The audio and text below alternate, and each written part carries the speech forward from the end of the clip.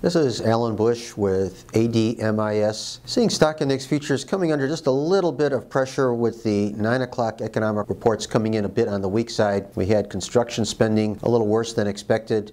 We also had the Institute for Supply Management number also coming in below 50.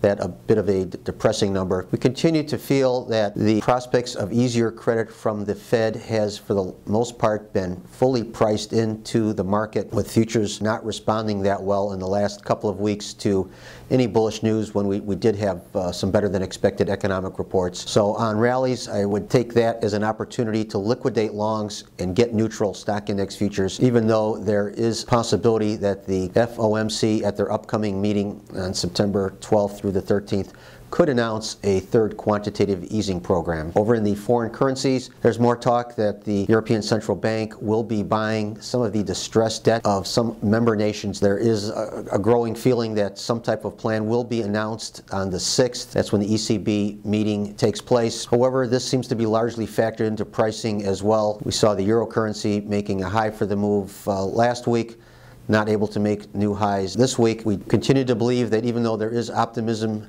as far as a new plan coming from the European Central Bank, that this plan will probably have the same result as all the other previous plans. It just won't be enough to actually stem the problems and alleviate the financial strains within the Eurozone. So longer term, we do feel that the main trend for the euro currency is lower, in spite of all the optimism that we have seen over the last 2 to 3 weeks. Over in the Canadian dollar and the Australian dollar, a very big move today, with the Canadian dollar gaining about 80 points on the Australian dollar, even though the Reserve Bank of Australia announced that they are maintaining their current base rate at 3.5%. I think what is dragging down the Australian dollar is prospects of a slowing economy in Asia and also in Europe. We would expect this spread to continue to favor the Canadian dollar over the Australian dollar, and I think this is a trend that is likely to last for several months. Over in the credit markets, seeing a little pressure developing early, with optimism that the ECB may have some type of plan to be announced as far as some support for the Eurozone. However, futures coming back to unchanged now with these 9 o'clock U.S. economic reports coming in both on the weak side. We still feel that longer term the credit markets will continue to advance.